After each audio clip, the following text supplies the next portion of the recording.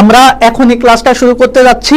তো আজকে যে বিষয়টা নিয়ে আমি তোমাদের সাথে কথা বলবো সেটা হচ্ছে আজকের যে অধ্যায়টা, তোমরা সবাই জানো আমাদের শর্ট সিলেবাসের ক্ষেত্রে আমাদের এই বিষয়টা খুবই গুরুত্বপূর্ণ। এই অধ্যায়টা আমাদের খুব গুরুত্বপূর্ণ একটা অধ্যায়টার নাম হচ্ছে হিসাব বিজ্ঞান পরিচিতি। অর্থাৎ হিসাব বিজ্ঞানের যে কয়েকটা অধ্যায় খুব সহজে স্টুডেন্টরা অ্যান্সার করতে পারে, তার মধ্যে অন্যতম একটা সহজ অধ্যায় হচ্ছে এই অধ্যায়। ইভেন এই অধ্যায়টা শুধুমাত্র তোমাদের এইচএসসি পরীক্ষার্থীদের জন্য যে গুরুত্বপূর্ণ সেটা না, যারা অ্যাডমিশন পরীক্ষা দিচ্ছ তারাও জানো এই অধ্যায়টা থেকে প্রচুর পরিমাণ এমসিকিউ আসে। তো একটা সমস্যা হয়, যারা এইচএসসিতে শুধু সিকিউর পিছনে অর্থাৎ সিকিউ সলভ করতে গিয়ে তোমরা সময়টা অতিরিক্ত ব্যয় করে ফেলো, যারা এমসিকিউগুলো ওইভাবে করো না তাদের কিন্তু পরীক্ষার হলে গিয়ে A+ পেতে অনেক সময় সমস্যা হয়ে যায়। কারণ এমসিকিউতে যদি তুমি পূর্ণ নাম্বার না তুলতে পারো সেক্ষেত্রে কোনোভাবে তোমার A+টা আসবে না। তো সেক্ষেত্রে আমি সবাইকে রিকোয়েস্ট করব, আমরা ধারাবাহিকভাবে যে এমসিকিউ মিশনটা শুরু করছি সেই মিশনের প্রথম আজকে ফার্স্ট ক্লাস। এই ক্লাসে আমরা প্রথম অধ্যায়ের যতগুলো এমসিকিউ আছে সেগুলো বেসিক সহ সমাধান করব। পাশাপাশি আগামীকালকেও আমার ক্লাস আছে। তো সেক্ষেত্রে যে ক্লাসগুলো থাকবে সেই ক্লাসগুলোতে তোমরা অবশ্যই শুরু থেকে শেষ পর্যন্ত থাকবা। আরেকটা বিষয় না বললেই নয়, আমরা শুধুমাত্র যে এমসিকিউ সলভ করব বিষয়টা তা না, আমরা এমসিকিউর পাশাপাশি সিকিউর গুরুত্বপূর্ণ অঙ্কগুলো সমাধান করব। পাশাপাশি যে অধ্যায়গুলা বা যে প্রশ্নগুলা আমাদের জন্য খুব গুরুত্বপূর্ণ সেগুলো আসবে। আর আমার স্পেশাল একটা সাজেশন আছে তোমাদের জন্য, সেই সাজেশন শিটটা যারা ক্লাস করবা, ক্লাস করার পরে তোমরা যদি স্ক্রিনশট দিতে পারো তোমাদেরকে স্পেশালি এইচএসসি সাজেশন নোটটা আমি ফ্রিতে দিয়ে দিব। ওকে, তো আর কথা না বলেই আমরা ক্লাসে চলে যাচ্ছি। আমাদের প্রথম অধ্যায় আমরা প্রথম যে প্রশ্নটা শুরু করব সেটা হচ্ছে আর্থিক লেনদেন লিপিবদ্ধকরণ ও বিশ্লেষণ করার কলা কৌশল যে সাতশো শিক্ষা দেয় সেটাকে আমরা সবাই জানি, সেটাই হচ্ছে আমাদের অ্যাকাউন্টিং বা হিসাব বিজ্ঞান। সো এই প্রশ্নটা আসলে ওইভাবে বিশ্লেষণ করার কিছু নাই, এটার উত্তর হিসাব বিজ্ঞান হবে, এটা আমরা জানি। আরেকটা গুরুত্বপূর্ণ প্রশ্ন সেটা হচ্ছে হিসাব বিজ্ঞানকে কি বলা হয়। আমরা সবাই জানি আধুনিক অ্যাকাউন্টিংয়ে হিসাব বিজ্ঞানকে বলা হয় তথ্য ব্যবস্থা এবং ব্যবসায়ের ভাষা। তাহলে এখানে দেখো আমাদের 2 নাম্বার যে প্রশ্নটা, সেখানে কি আছে, ব্যবসায়ের ভাষা বলা হয় কাকে, তাহলে অবশ্যই হবে হিসাব বিজ্ঞানকে। তাহলে আমাদের এই যে দুটা প্রশ্ন সেটা টোটালি বেসিক অ্যাকাউন্টিং থেকে আসা। এবার আসেন আমরা পরবর্তী প্রশ্নে চলে যাচ্ছি। পরবর্তী যে প্রশ্নটা সেটা হচ্ছে হিসাব বিজ্ঞান কি করে।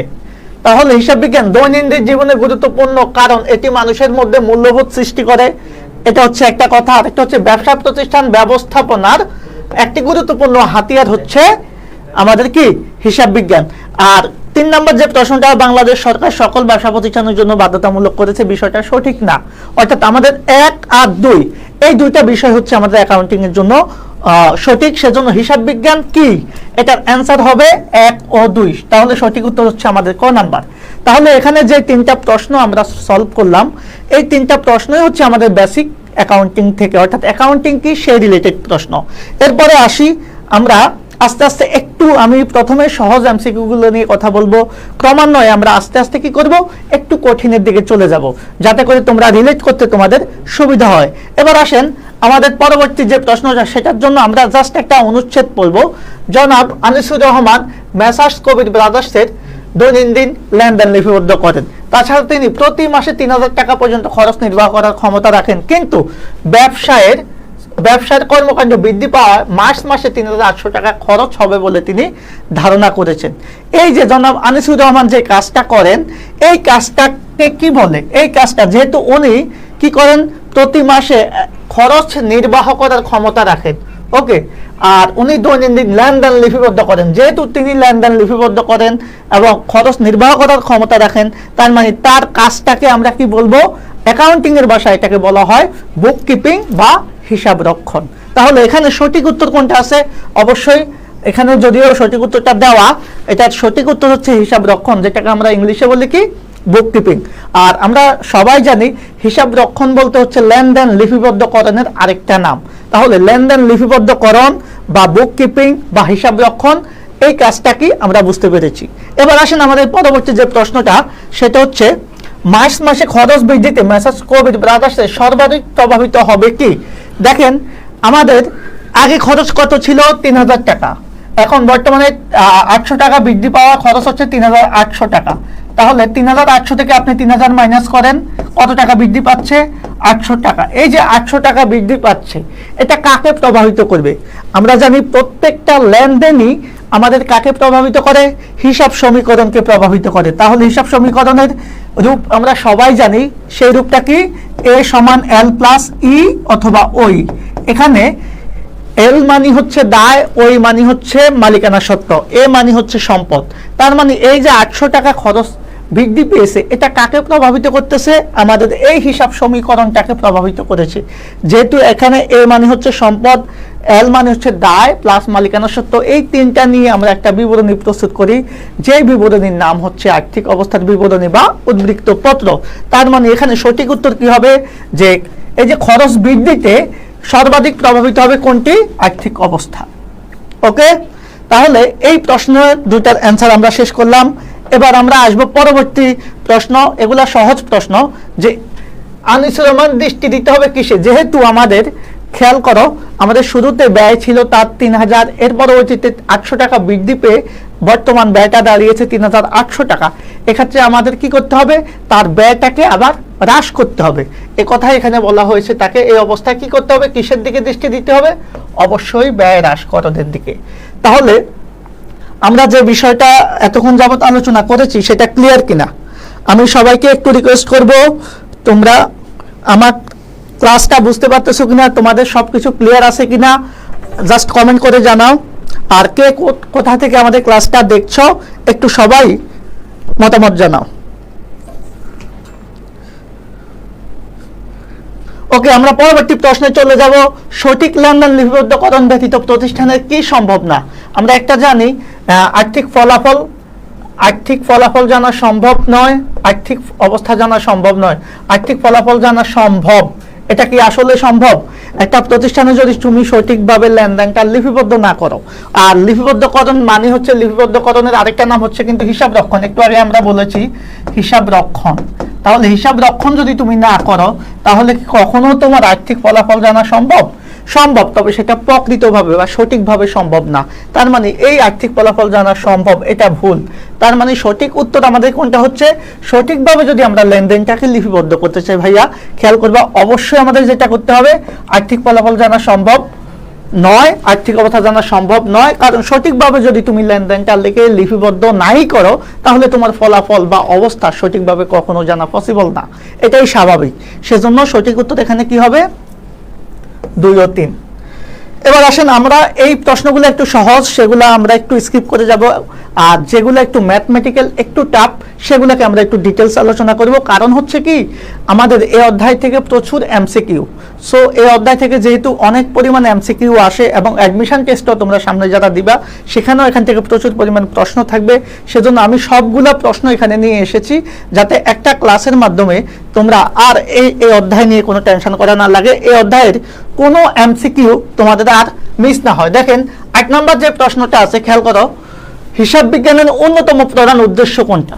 আমরা সবাই জানি হিসাব বিজ্ঞানের উদ্দেশ্য মূলত হচ্ছে কি, একটা ব্যবসা প্রতিষ্ঠানের আর্থিক ফলাফল এবং আর্থিক অবস্থা জানা। ভাইয়া একটু খেয়াল করো তো, আর্থিক ফলাফলটা কিভাবে জানবে? একটা প্রতিষ্ঠানের আর্থিক ফলাফল কিভাবে জানা যাবে? আমরা জানি আর্থিক ফলাফল জানা যাবে আয় বিবরণীর মাধ্যমে। কার মাধ্যমে? আয় বিবরণীর মাধ্যমে। আর আয় বিবরণী কি নিয়ে তৈরি হয়? প্রতিষ্ঠানের যত আয় এবং যত ব্যয় আছে সেই নিয়ে আমরা যে বিবরণীটা তৈরি করি সেটাকে বলে আয় বিবরণী। তার মানে আয় বিবরণীর মাধ্যমে আমরা কি জানি? আর্থিক ফলাফল, অথবা আমরা এটাকে আরো সহজ করে বলতে পারি লাভ ক্ষতি। তাহলে আর্থিক ফলাফল বা লাভ ক্ষতি জানা যায় আয় বিবরণীর মাধ্যমে, আর আয় বিবরণী প্রস্তুত হয় আয় এবং ব্যয়ের মাধ্যমে। আরেকটা জিনিস আমরা জানতে পারবো, আর্থিক ফলাফল আর আর্থিক অবস্থা।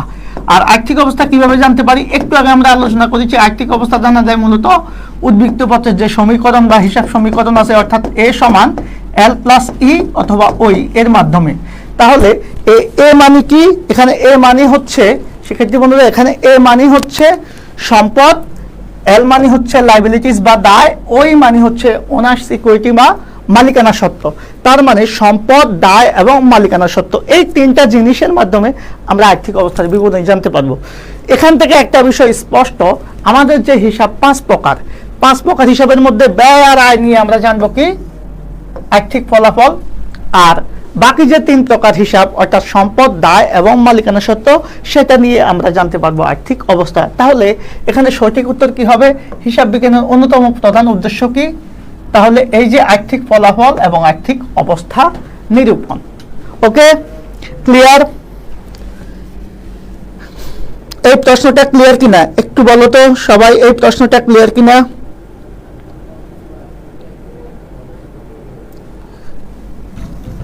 আমরা পরবর্তী প্রশ্নে চলে যাই যে কিসে ব্যবসা প্রতিষ্ঠানে কাঙ্ক্ষিত ফলাফল অর্জন সম্ভব। আমরা জানি একটা ব্যবসা প্রতিষ্ঠানে যদি আমরা কাঙ্ক্ষিত ফলাফল অর্জন করতে চাই অবশ্যই সর্বপ্রথম একটা বিষয় খেয়াল করতে হবে, ম্যানেজমেন্টের পরেই সবচেয়ে গুরুত্বপূর্ণ যে বিষয়টা সেটা হচ্ছে কস্ট কন্ট্রোল অর্থাৎ ব্যয় নিয়ন্ত্রণ। অর্থাৎ তোমরা যদি কোনো কিছুতে অর্থাৎ ব্যবসার ক্ষেত্রে কাঙ্ক্ষিত ফলাফল বা সাফল্য পেতে চাও তাহলে অবশ্যই কস্ট কন্ট্রোলিং বা ব্যয় নিয়ন্ত্রণটা সবার আগে করতে হবে। তাহলে এই প্রশ্নের সঠিক উত্তর কি হবে? ব্যবসা প্রতিষ্ঠানে কাঙ্ক্ষিত ফলাফল অর্জন সম্ভব কিসের মাধ্যমে? ব্যয় নিয়ন্ত্রণের মাধ্যমে। আশা করি বিষয়টা বুঝতে পেরেছ। 10 নম্বর প্রশ্নটা আমরা জানি সবাই যে মূল্যবোধ বা সততা অথবা জবাবদিহিতার যে বিষয়টা আসবে সেটা জানা যাবে কিসের মাধ্যমে? অবশ্যই হিসাব সচেতনতার মাধ্যমে বা হিসাব বিজ্ঞানের মাধ্যমে। যেহেতু এখানে হিসাব বিজ্ঞানটা সরাসরি বলা নাই, আমরা এখানে হিসাব সচেতনতাটা কারেক্ট করব। এরপরে যে প্রশ্নটা আসেন, জবাবদিহিতা সৃষ্টিতে ভূমিকা কার? হিসাব বিজ্ঞানের, এটা আমরা সবাই জানি। হিসাব বিজ্ঞানের যাত্রা শুরু হয় কখন? মাথায় রাখবেন, হিসাব বিজ্ঞানের উৎপত্তি হচ্ছে মানব সভ্যতার মতোই পুরাতন। তখন কিন্তু হিসাব বিজ্ঞানের আজকের যে অবস্থান সেই অবস্থানটা ছিল না, সেটা কালের বিবর্তনের কারণে সেটা পরিবর্তিত হয়ে গেছে। তার মানে হিসাব বিজ্ঞানের আমাদের যাত্রা শুরু হয়েছে কখন? একেবারে মানুষ যখন গুহায় বসবাস করে তখন থেকে আমাদের হিসাব বিজ্ঞানের যাত্রাটা শুরু হয়েছে। কালক্রমে সেটা বিভিন্নভাবে চেঞ্জ হয়ে আজকের আধুনিক অ্যাকাউন্টিংটা হয়েছে। আমরা সবাই জানি 1494 সালে সর্বপ্রথম হিসাব বিজ্ঞানের যে জনক 1494 সালে প্রখ্যাত গণিতবিদ এবং ধর্মযাজক যার নাম হচ্ছে লুকা প্যাসিওলি, গণিতবিদ এবং ধর্মযাজক, হ্যাঁ, যিনি কি ছিলেন? যিনি ক্রিস্টোফার কলম্বাসের সমসাময়িক ছিলেন এবং লিওনার্দো দা ভিঞ্চির ঘনিষ্ঠ বন্ধু বা শিক্ষক বলা হয় ওনাকে। সেই লুকা প্যাসিওলি, যাকে বলা হতো লুকা ডি প্যাসিওলি, যে 1494 সালে সর্বপ্রথম হিসাব বিজ্ঞানের জন্য দ্রুততফা দাখিলা পদ্ধতি প্রবর্তন করেন। এই দ্রুততফা দাখিলা পদ্ধতিকে বলা হয় আধুনিক হিসাব বিজ্ঞানের মূল ভিত্তি। আর এই দ্রুততফা দাখিলা পদ্ধতির মূল ভিত্তি আবার হচ্ছে লেনদেন।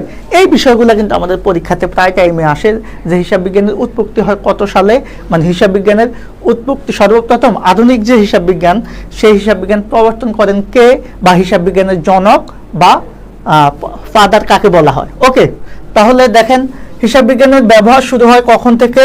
আমরা তো আগেই বলেছি এটা একেবারে মানব সভ্যতার মতোই। মানব সভ্যতা যখন শুরু হয়েছে তখন থেকে হিসাব বিজ্ঞানের ব্যবহার শুরু হয়েছে, তবে সেই ব্যবহার আর আজকের ব্যবহার একরকম ছিল না। তাহলে সঠিক উত্তর এখানে কি হবে? সভ্যতার সূচনা থেকে। আর লুকা প্যাসিওলি কি ছিলেন? একটু আগে কিন্তু আমি আলোচনা করে ফেলেছি, উনি ছিলেন বিখ্যাত গণিত শাস্ত্রবিদ এবং ধর্মযাজক। ওকে, তাহলে এখানে দার্শনিক বা ধর্মযাজক এই যে। এবার আমরা পরবর্তী প্রশ্নে চলে যাব। দ্রুততফা দাখিলা পদ্ধতির মূল নীতি ব্যাখ্যা করা কখন? এটাও আমরা একটু আগে আলোচনা করে ফেলেছি যে দ্রুততফা দাখিলা পদ্ধতির মূল নীতিটা ব্যাখ্যা করা হয়েছে 1494 খ্রিস্টাব্দে। তাহলে সঠিক উত্তর কি হবে? 1। আর এই 1494 খ্রিস্টাব্দটাকে আমরা কি শতাব্দী যখন বলবো তখন সেটাকে বলবো হচ্ছে পঞ্চদশ শতাব্দী। কারণ 1494 সাল যেটা সেটাকেই বলবো আমরা পঞ্চদশ শতাব্দী, শতাব্দীর হিসাবে। তাহলে সঠিক উত্তর কোনটা হবে? সঠিক উত্তর হচ্ছে 1 আর 3, 2 নাম্বারটা এখানে হবে না। সো সঠিক উত্তর এখানে হচ্ছে খ। ক্লিয়ার?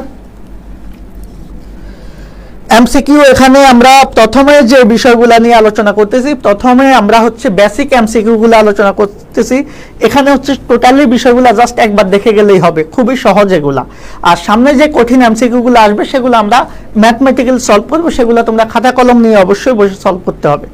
ওকে, এবার আসেন ইতালির কোন শহরে সর্বপ্রথম দ্রুততফা দাখিলা পদ্ধতির প্রচলন শুরু হয়? এটা আমরা সবাই জানি যে হিসাব বিজ্ঞানের যে আধুনিক পদ্ধতি বা মূল ভিত্তি সেই দ্রুততফা দাখিলা পদ্ধতির কার্যক্রম সর্বপ্রথম শুরু হয়েছে ইতালির ভেনিস শহরে। সো সঠিক উত্তর এখানে হবে ইতালির ভেনিস শহরে। এবার 18 নম্বর যে প্রশ্নটা আমরা জানি যে হিসাব বিজ্ঞানের ব্যবহার পরিলক্ষিত হয় কোথায়, এটা আমরা জানি ব্যক্তি জীবনে বলেন, মুনাফাভোগী প্রতিষ্ঠান বলেন, অমুনাফাভোগী প্রতিষ্ঠান, অর্থাৎ সকল ব্যক্তি বা প্রতিষ্ঠান সব জায়গাতেই আমরা কিন্তু আধুনিক অ্যাকাউন্টিংটা ইউজ করে থাকি। সো এখানে সঠিক উত্তর সবগুলাই হবে, এটা আমাদের বোঝা যাচ্ছে। এবার 19 নম্বর যে প্রশ্নটা আমি একটু বলি, আমরা যেই প্রশ্নগুলো খুব সহজ সেগুলোকে আমরা এত ব্যাখ্যা বিশ্লেষণও যাব না, কারণ অনেকগুলো এমসিকিউ আমরা সলভ করব। সেজন্য তোমাদের যদি কারো কোনো কনফিউশন থেকে থাকে কোনো এমসিকিউর মধ্যে, সেটা তোমরা শেয়ার করবা অবশ্যই। তো এটা হচ্ছে মেইন কথা। তাহলে আধুনিক হিসাব বিজ্ঞানের মূল ভিত্তি কি, এটা তো আমরা অলরেডি আলোচনা করে ফেলেছি, দুতরফা দাখিলা পদ্ধতি। এটা নিয়ে আর কোনো কথা বলার প্রয়োজন নাই। আমরা এখন যে বিষয়টা নিয়ে আলোচনা করব সেটা হচ্ছে হিসাব তথ্যের ব্যবহারকারী। আমাদের খুবই গুরুত্বপূর্ণ একটা জিনিস, এটা থেকে আমাদের অ্যাডমিশন টেস্টও প্রশ্ন এসে থাকে, এইচএসসিতেও প্রশ্ন এসে থাকে। তাহলে হিসাব তথ্যের ব্যবহারকারী বা হিসাব তথ্যের ব্যবহারকারী কয় প্রকার, সেই বিষয় নিয়ে আমরা একটু কথা বলবো। আমি এই পাশে দেখি, হিসাব তথ্যের ব্যবহারকারী মূলত দুই প্রকার, দুই ধরনের ব্যবহারকারী থাকে হিসাব তথ্যে। কয় ধরনের ভাইয়ারা? দুই ধরনের। একটা হচ্ছে অভ্যন্তরীণ ব্যবহারকারী, অভ্যন্তরীণ ব্যবহারকারী, অভ্যন্তরীণ ব্যবহারকারী।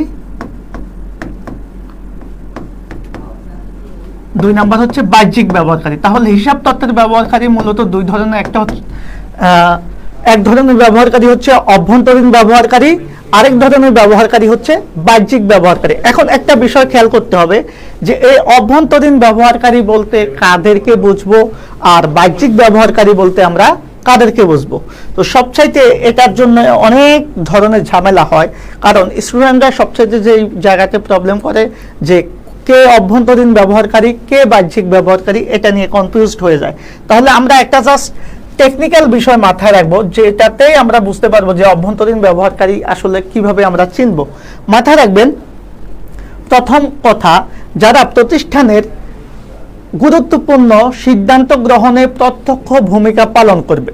কি বলছি আবার একটু শুনেন, যারা প্রতিষ্ঠানের গুরুত্বপূর্ণ সিদ্ধান্ত গ্রহণে, অর্থাৎ একটা প্রতিষ্ঠানের সবচাইতে গুরুত্বপূর্ণ ডিসিশনগুলোতে যারা ডিরেক্ট ভূমিকা রাখবেন তাদেরকে আমরা বলবো অভ্যন্তরীণ ব্যবহারকারী। তাহলে অভ্যন্তরীণ ব্যবহারকারীর জন্য আমরা সর্বপ্রথম কাদেরকে বলবো? যারা হচ্ছে এক নম্বরে গুরুত্বপূর্ণ সিদ্ধান্ত গ্রহণে ভূমিকা রাখবে, গুরুত্বপূর্ণ সিদ্ধান্ত গ্রহণে ভূমিকা রাখবে। খেয়াল করবা, গুরুত্বপূর্ণ সিদ্ধান্ত গ্রহণে এক। ওকে, দুই নাম্বার যেটা হচ্ছে সেটা হচ্ছে তারা অবশ্যই প্রতিষ্ঠান থেকে এটার বিনিময়ে একটা বেতন নিবে, অর্থাৎ বেতনভুক্ত হবে। এই দুইটা টেকনিক যদি তুমি মনে রাখতে পারো, আমি গ্যারান্টি দিয়ে বলতে পারি তোমার অভ্যন্তরীণ ব্যবহারকারী চেনাটা খুব সহজ হয়ে যাবে। তাহলে অভ্যন্তরীণ ব্যবহারকারী চেনা আমাদের জন্য খুব সহজ হবে। কিভাবে? ধন্যবাদ। আমি সবাইকে একটু রিকোয়েস্ট করতেছি, তোমরা লাইভে আমাদের যাতে উপস্থিতিটা থাকে সেই বিষয়টা নিশ্চিত করবা। কারণ হচ্ছে তোমরা যদি বেশি বেশি ক্লাসে আসো তাহলে আমরা প্রি ক্লাসগুলো খুব বেশি নেওয়ার জন্য আগ্রহ বোধ করব। সেজন্য সবাইকে একটু রিকোয়েস্ট করব, অবশ্যই অবশ্যই লাইভে থেকে ক্লাসটা করবেন। ইনশাল্লাহ আজকের ক্লাস থেকে আপনারা অনেক গুরুত্বপূর্ণ এমসিকিউ সমাধান করতে পারবেন। যেমন আমরা একটা গুরুত্বপূর্ণ আলোচনা করতেছি এখন অভ্যন্তরীণ ব্যবহারকারী নিয়ে। তাহলে অভ্যন্তরীণ ব্যবহারকারী আমরা কিভাবে চিনব ভাইয়া? মাথায় রাখবেন, যারা প্রতিষ্ঠানের গুরুত্বপূর্ণ সিদ্ধান্ত গ্রহণে প্রত্যক্ষ ভূমিকা রাখবে আর যারা অবশ্যই প্রতিষ্ঠান থেকে বেতন নেবেন। তাহলে আমরা একটু আসি, দেখেন হিসাব তথ্যের অভ্যন্তরীণ ব্যবহারকারী কারা? বিনিয়োগকারী, যিনি ব্যবসায় বিনিয়োগ করেন, মানে আপনার ব্যবসায় আরেকজন ইনভেস্টর আছে যে টাকা দিয়েছেন, সে কি আপনার ব্যবসার গুরুত্বপূর্ণ ডিসিশন নেবেন? না, সে টাকা দিয়েছেন আপনাকে ব্যবসা করার জন্য, সে তার বিনিময়ে আপনি তাকে সুদ দিবেন, কিন্তু সে আপনার ব্যবসায় গুরুত্বপূর্ণ ডিসিশন নিতে পারবে না এবং তাকে কিন্তু আপনি বেতনও দিবেন না। তার মানে এই বিনিয়োগকারী অভ্যন্তরীণ ব্যবহারকারী হতে পারবেন না। এবার আসেন সরকার, সরকার কি আপনার ব্যবসায়ের গুরুত্বপূর্ণ ডিসিশন নেবেন বা সরকারকে কি আপনি বেতন দিবেন? কোনোটাই করবে না। তার মানে সরকারও অভ্যন্তরীণ ব্যবহারকারী না। পাওনাদার, পাওনাদার মানে হচ্ছে যার কাছ থেকে আপনি বাকিতে কোনো কিছু কিনে এনেছেন, পাওনাদার, যে আপনার কাছে টাকা পাবে। এখন কথা হচ্ছে যে আপনার কাছে টাকা পাবে তাকে কি আপনি প্রতি মাসে বেতন দিবেন? না, কখনোই না। তাহলে কি করবেন? সে কি আপনার ব্যবসায়ের কোনো গুরুত্বপূর্ণ ডিসিশন নেবে? সেটাও না। সে বাইরের মানুষ। তার মানে হচ্ছে এই যে বিনিয়োগকারী সরকার পাওনাদার এরা কখনোই প্রতিষ্ঠানের অভ্যন্তরের মানুষ হতে পারে না, এরা বাহ্যিক। তার মানে হিসাব তথ্যের বাহ্যিক ব্যবহারকারী হচ্ছে এনারা। তার মানে ব্যবস্থাপককে, এই যে ব্যবস্থাপক বা ম্যানেজার, আপনার প্রতিষ্ঠানের ম্যানেজারকে আপনি অবশ্যই বেতন দিতে হবে। আবার ম্যানেজার এমন একটা পদ, ব্যবস্থাপকীয় পদটা এমন একটা পদ, উপর স্তরের পদ, যেখানে আপনার প্রতিষ্ঠানের যে কোনো গুরুত্বপূর্ণ ডিসিশনে আপনার ম্যানেজারের একটা ভূমিকা থাকবে। তার মানে হিসাব তথ্যের অভ্যন্তরীণ ব্যবহারকারী কে? সঠিক উত্তর কি হবে? ব্যবস্থাপক বা ম্যানেজার। মাথায় রাখবেন, ব্যবস্থাপনা কর্তৃপক্ষ বা হিসাব তথ্য যারা যাচাই বাছাই করে, স্পেশালি হচ্ছে আমাদের হিসাব রক্ষক বা অভ্যন্তরীণ যে নিরীক্ষক, এরা কিন্তু অবশ্যই অভ্যন্তরীণ ব্যবহারকারী। এরা ছাড়া বাকি যারা আছে, অর্থাৎ যারা কি করবে না, গুরুত্বপূর্ণ ডিসিশন নেবে না এবং সিদ্ধান্ত গ্রহণে কি করবে না, হস্তক্ষেপ করতে পারবে না, পাশাপাশি কি করতে পারবে না, প্রতিষ্ঠান থেকে কোনো সুবিধা বা বেতন নেবে না, তারা হচ্ছে বাহ্যিক ব্যবহারকারী। আশা করি বিষয়টা ক্লিয়ার। আমি এতটুকু বলতে পারবো যে আজকের ক্লাসে আমি যে ধারণাটা এখন তো দিয়েছি, হ্যাঁ ইনশাল্লাহ, থ্যাংক ইউ ভেরি মাচ। হ্যাঁ, অভ্যন্তরীণ ব্যবহারকারী বা বাহ্যিক ব্যবহারকারী চেনাতে আর কারো কোনো সমস্যা থাকবে না।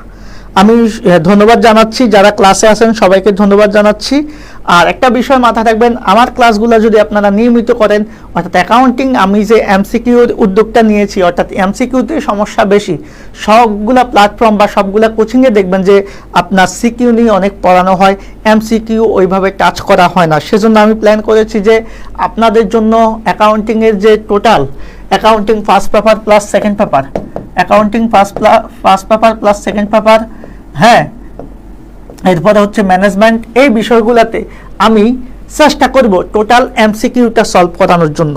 আর এমসিকিউ সলভ করতে পারলে আপনারা ইনশাল্লাহ খুব ইজিলি এ প্লাসটা পাবেন, কারণ এমসিকিউ যদি আপনি দাগাতে পারেন 1 নাম্বার, প্রত্যেকটা এমসিকিউতে 1টা নাম্বার খুব ইজিলি পেয়ে যাবেন।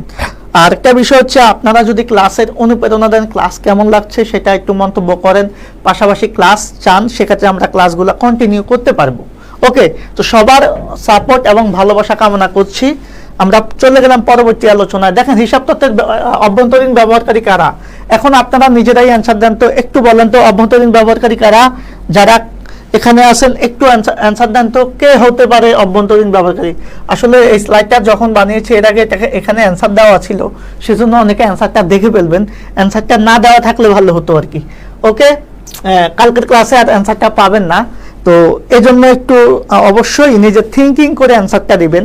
খেয়াল করেন, অভ্যন্তরীণ ব্যবহারকারীর ক্ষেত্রে জাস্ট 2টা বিষয় থিঙ্কিং করবেন, কি বেতন নিয়েছে কিনা, আরেকটা কি, আরেকটা হচ্ছে সে গুরুত্বপূর্ণ সিদ্ধান্ত নিয়েছে কিনা।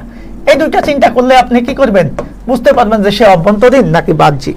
আমি যে ইজি টেকনিকটা আপনাদেরকে দিয়েছি, এই টেকনিকে কিন্তু অনেকে পড়ায় না, কারণ অভ্যন্তরীণ ব্যবহারকারী আপনাদের অনেক টিচার বা অনেক জায়গায় দেখবেন আপনাকে কি করবে, মুখস্থ করাবে বা ছন্দ দিয়ে শিখাবে। ভাইয়া, ছন্দ দিয়ে শিখালে তো আপনি সব মনে রাখতে পারবেন না, কারণ ছন্দের বাইরে যদি একজনের নাম দিয়ে দেয় তখন আপনি কিভাবে দিবেন।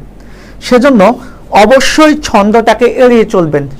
হ্যাঁ, 2-একটা জায়গায় হয়তো আপনি ছন্দ দিয়ে পার পাইতে পারেন বা পুরো জায়গায় পাবেন না। তো সবাইকে আমি যেটা বলবো সেটা অবশ্যই মাথায় রাখতে হবে যে এই 2টা বিষয় আপনাকে কি করতে হবে, ঠিক করতে হবে, তাহলে আপনি বুঝতে পারবেন যে অভ্যন্তরীণ ব্যবহারকারী বা বাহ্যিক ব্যবহারকারী আমরা কিভাবে বুঝতে পারবো। এখন আসেন যে বিষয়টা আমি বলবো, দেখেন হিসাব তথ্যের অভ্যন্তরীণ ব্যবহারকারী কি? সরকার কি বেতন নিবে প্রতিষ্ঠান থেকে? কখনোই না। তাহলে কি মালিক পক্ষ, হ্যাঁ, মালিক পক্ষ আর ব্যবস্থাপনা কর্তৃপক্ষ, কারা এই 2জনই কি নিবে, বেতন সুবিধা নিবে, প্লাস হচ্ছে সিদ্ধান্ত গ্রহণে গুরুত্বপূর্ণ ভূমিকা পালন করবে। ক্লিয়ার কিনা বলেন তো, আপনারা ক্লিয়ার কিনা?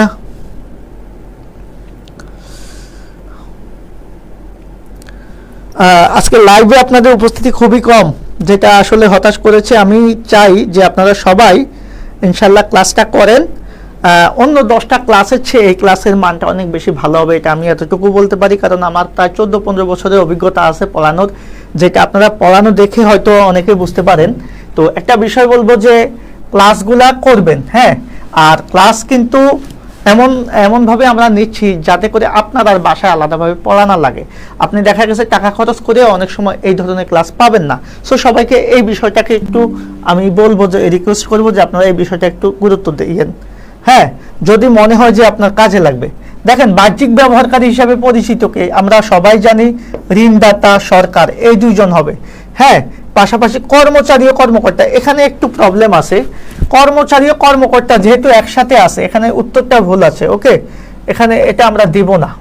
ওকে, কর্মচারী ও কর্মকর্তা বলতে আমি যেহেতু কর্মকর্তা আছে, কর্মকর্তা মানে অফিসার যারা, তারা কিন্তু বেতন দেয় এবং সিদ্ধান্ত গ্রহণে অনেক সময় গুরুত্বপূর্ণ ভূমিকা পালন করে। এখন একটা হতে পারে তারা কি করছে, এই যে কর্মচারী দেখে হয়তো নিম্ন পদস্থ ভাবছে, বাট কর্মচারী আর কর্মকর্তা একসাথে থাকলে আমরা তিনটাই কি করব, নিতে পারবো না, কারণ এটাকে আমরা কি করব, অভ্যন্তরীণ ব্যবহারকারী বলবো। তার মানে বাহ্যিক ব্যবহারকারী কারা, ঋণদাতা এবং সরকার। কারণ ঋণদাতা এবং সরকার ভাইয়া কখনোই প্রতিষ্ঠান থেকে বেতন নিতে পারে না বা প্রতিষ্ঠানের গুরুত্বপূর্ণ ডিসিশন নিতে পারে না, কিন্তু বাকি কর্মচারী এবং কর্মকর্তারা পারে। সো সঠিক উত্তর হচ্ছে এটা। এবার আসেন, ভিন্ন প্রকৃতির বলছে, হিসাব তত্ত্বের ব্যবহারের ক্ষেত্রে কোন ভিন্ন প্রকৃতি? দেখেন, মালিক, ব্যবস্থাপক, অভ্যন্তরীণ, এই তিনও যদি কিন্তু অভ্যন্তরীণ ব্যবহারকারী, কিন্তু বিনিয়োগকারী যারা, তারা কিন্তু কি ব্যবহারকারী ভাইয়া বলেন তো? তারা আমরা সবাই জানি তারা হচ্ছে বাহ্যিক ব্যবহারকারী। যেহেতু তারা বাহ্যিক ব্যবহারকারী, তার মানে এটা হচ্ছে ভিন্ন। তাহলে সঠিক উত্তর হবে ঘ। কর্মচারী ও কর্মকর্তা কোন ধরনের ব্যবহারকারী? আমি আবারও বলছি, এখানে প্রশ্নটা নিয়ে একটু কনফিউশন আছে, যেহেতু এখানে সঠিক উত্তরটা তারা বাহ্যিক ব্যবহারকারী দিয়েছে, কিন্তু অ্যাকচুয়ালি আমার কথা হচ্ছে কর্মচারী কর্মকর্তা যদি একসাথে থাকে বা শুধু কর্মকর্তা থাকে, কোনো কিছু না বললে আমরা বলবো তারা হচ্ছে অভ্যন্তরীণ ব্যবহারকারী, কারণ তারা প্রতিষ্ঠান থেকে বেতন নেবেন এবং ক্ষেত্র বিশেষে তারা গুরুত্বপূর্ণ ভূমিকা পালন করবেন। আশা করি বিষয়টা বুঝতে পেরেছ। এবার আসলে লেনদেন সম্পর্কে কোন উক্তিটি সঠিক? আমরা জানি লেনদেনের বৈশিষ্ট্য, আমরা সবাই লেনদেনের বৈশিষ্ট্য সম্বন্ধে জানি, তাই না? তাহলে লেনদেনের বৈশিষ্ট্য বলতে আমরা কি বুঝি বা লেনদেন কত প্রকার, এই বিষয়গুলো কিন্তু আমরা আলোচনা করব সামনে। তো লেনদেনের বৈশিষ্ট্যের মধ্যে আমরা সবাই জানি সর্বপ্রথম বৈশিষ্ট্য হচ্ছে অর্থের অঙ্কে পরিমাপযোগ্য, অর্থাৎ কোনো একটা ঘটনা যদি লেনদেন হতে হয়, সেই ঘটনার সাথে অবশ্যই অর্থের অঙ্কের বা টাকার একটা সম্পর্ক থাকতে হবে। সেকেন্ড যে বিষয়টা, সেটা হচ্ছে আর্থিক অবস্থার পরিবর্তন। লেনদেন কোনো ঘটনা হতে হলে অবশ্যই ব্যবসার আর্থিক অবস্থার পরিবর্তন ঘটতে হবে। এরপরে হচ্ছে দুটি পক্ষ বা দ্বৈত সত্তা, অর্থাৎ তুমি নিজেই নিজের সাথে লেনদেন করতে পারবে না, অবশ্যই একাধিক পক্ষ লাগবে।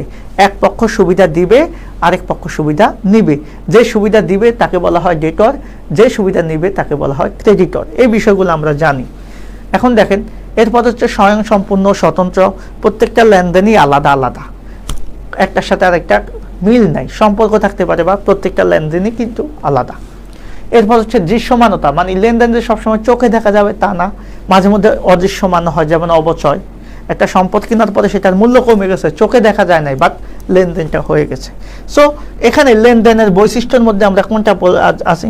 দেখো, এটি অর্থের অঙ্কে পরিমাপযোগ্য, অবশ্যই এটা লেনদেনের একটা বৈশিষ্ট্য বা লেনদেন সম্পর্কে এটা একটা উক্তি।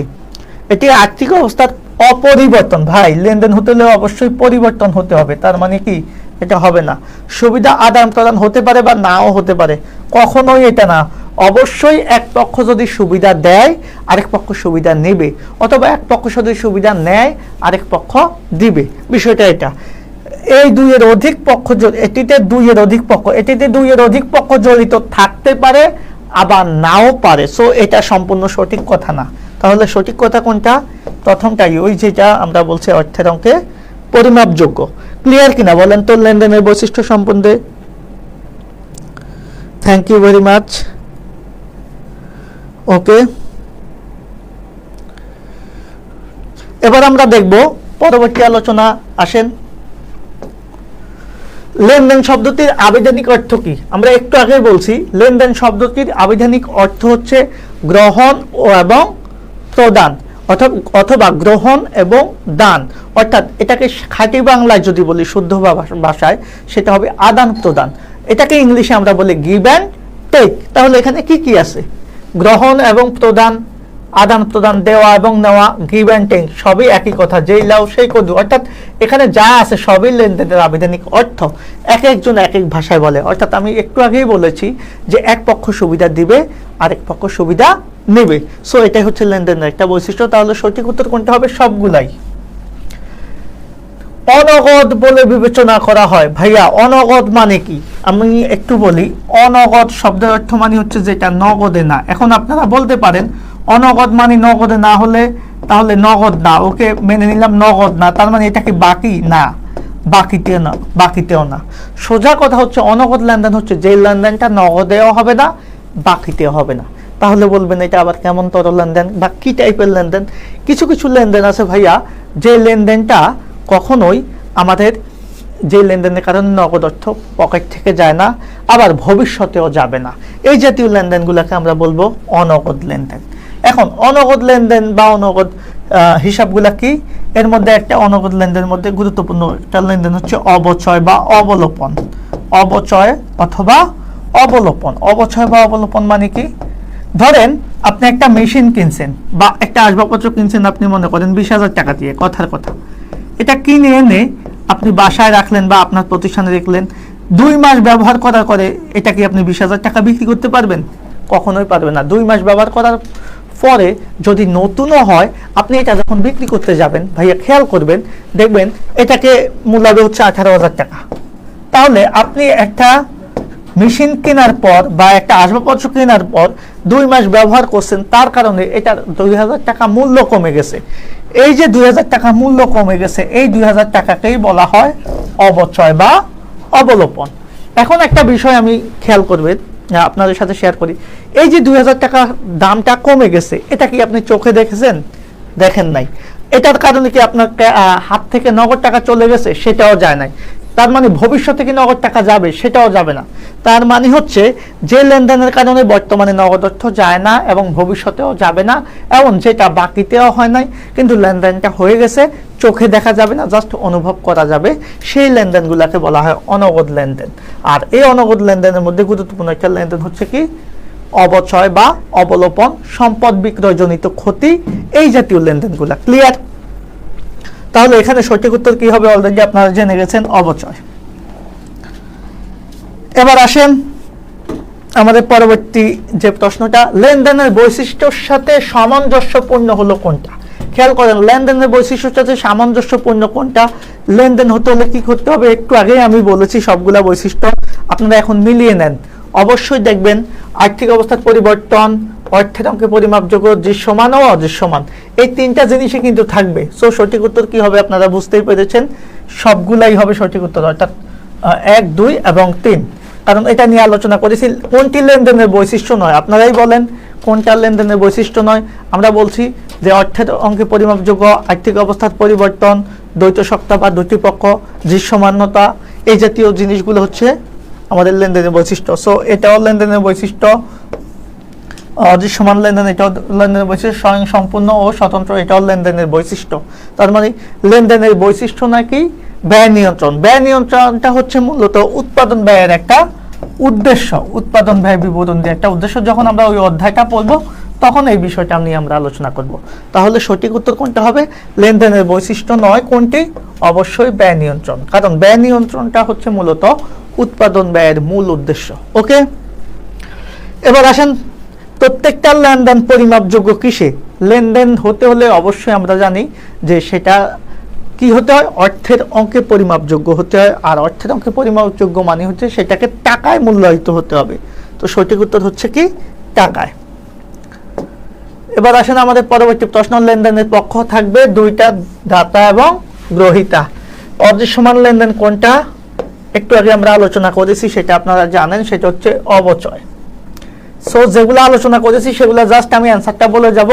আপনাদের যদি কোনো সমস্যা থাকে সেটা আপনারা বলবেন। আন্তঃলেনদেন, আন্তঃলেনদেন না, আধুনিক অ্যাকাউন্টিং এ এটাকে বলা হয় অন্তঃলেনদেন। ওকে, সনাতন অ্যাকাউন্টিং এ এটাকে আন্তঃলেনদেন বলা হলেও বর্তমানে এটাকে কিন্তু অন্তঃলেনদেন বলা হয়। অন্তঃলেনদেন মানে হচ্ছে যে লেনদেনটা প্রতিষ্ঠানের অভ্যন্তরে সংগঠিত হবে এবং যেটার সাথে বাইরের কোনো পক্ষ জড়িত থাকবে না। এখন আপনারাই বলেন যে এখানে যে লেনদেনগুলো বিজ্ঞাপন দিচ্ছেন, বিজ্ঞাপনের সাথে কি বাইরের একটা পক্ষ জড়িত সম্পর্ক আছে না? বিজ্ঞাপন এজেন্সি যারা বিজ্ঞাপন দিচ্ছে তাদেরকে আপনি টাকা দিতে হচ্ছে। পণ্য ক্রয় করতেছেন কার কাছ থেকে? বাইরের একটা পক্ষ থেকে। পণ্য বিক্রি করতেছেন কার কাছে? বাইরের একটা পক্ষ। মানে এই তিনটার সাথে কিন্তু বাইরের পক্ষ আছে, কিন্তু অবচয়ের সাথে কি বাইরের কারো কোনো পক্ষ আছে? আপনি সম্পদ কিনলেন, সেটার দাম কমে গেল, এটা আপনার ব্যাপার, হ্যাঁ, আপনার প্রতিষ্ঠানের ব্যাপার, সেজন্য এটাই হবে আন্তঃলেনদেন বা অন্তর্লেনদেন। ক্লিয়ার? এবার আমরা পরবর্তী প্রশ্নে চলে যাব। মাল ক্রয় এবং বিক্রয় প্রামাণ্য দলিল। মাথায় রাখবেন, ধারে মাল ক্রয় এবং বিক্রয়ের জন্য প্রামাণ্য দলিল বা মূল দলিল আমরা বলবো হচ্ছে কি? চালান। কারণ চালানের মাধ্যমে আমরা কি করতে পারি? মূলত মাল ক্রয় এবং বিক্রয়ের কাজটা করতে পারি। তবে এখানে ধারে কথাটা বলা নাই, সেটা থাকলে আরেকটু স্পেসিফিক হতো। কিসের উপর ভিত্তি করে ক্রয় জাবেদা এবং বিক্রয় জাবেদা লেখা হয়? আমরা একটু আগে আলোচনা করেছি, চালানের উপর ভিত্তি করেই ক্রেতা যে জাবেদাটা প্রস্তুত করে সেটাকে আমরা বলবো হচ্ছে ক্রয় জাবেদা। বিক্রেতা যে জাবেদাটা প্রস্তুত করে সেটাকে আমরা বলবো হচ্ছে বিক্রয় জাবেদা। ওকে, তাহলে চালানের উপর ভিত্তি করে মূলত ক্রয় জাবেদা এবং বিক্রয় জাবেদা প্রস্তুত করতে হয়। ভাউচার ক্রয় প্রকার সবাই আমরা জানি। ভাউচার মাথায় রাখবেন, ভাউচার দুই প্রকার। কি ভাউচার? এটা নিয়ে একটু আমার ক্লাস আছে, এটা একটু দেখে নিতে পারেন। ভাউচার দুই প্রকার, একটা হচ্ছে নগদ ভাউচার, একটু খেয়াল করবেন, নগদ ভাউচার, আর একটা হচ্ছে অনগদ ভাউচার। হ্যাঁ, অনেকে আবার ভাববেন যে ভাউচার শুধু ডেবিট ভাউচার আর ক্রেডিট ভাউচার, তা না। এবার এই নগদ ভাউচার আবার দুই প্রকার, একটা হচ্ছে কি? ডেবিট ভাউচার, আর একটা হচ্ছে ক্রেডিট ভাউচার। ডেবিট ভাউচার হচ্ছে সকল প্রকার নগদ খরচের জন্য আমরা মূলত ডেবিট ভাউচার প্রস্তুত করি, সকল প্রকার নগদ আয়ের জন্য আমরা ক্রেডিট ভাউচার প্রস্তুত করি। তার মানে ভাউচার ক্রয় প্রকার সঠিক উত্তর হচ্ছে দুই প্রকার। অনেকে এটাকে তিন প্রকার বা অন্য মনে করতে পারেন। আর এই নগদ ভাউচার ক্রয় প্রকার সেটাও হবে দুই প্রকার। কি ভাউচার? ডেবিট ভাউচার এবং ক্রেডিট ভাউচার। মনে রাখার সহজ ব্যাপার হচ্ছে ব্যয়গুলা ডেবিট, তার মানে ডেবিট ভাউচারে হচ্ছে সকল ব্যয় আসে, আয় মানে ক্রেডিট, সেজন্য ক্রেডিট ভাউচারে সকল আয় আসে। ওকে,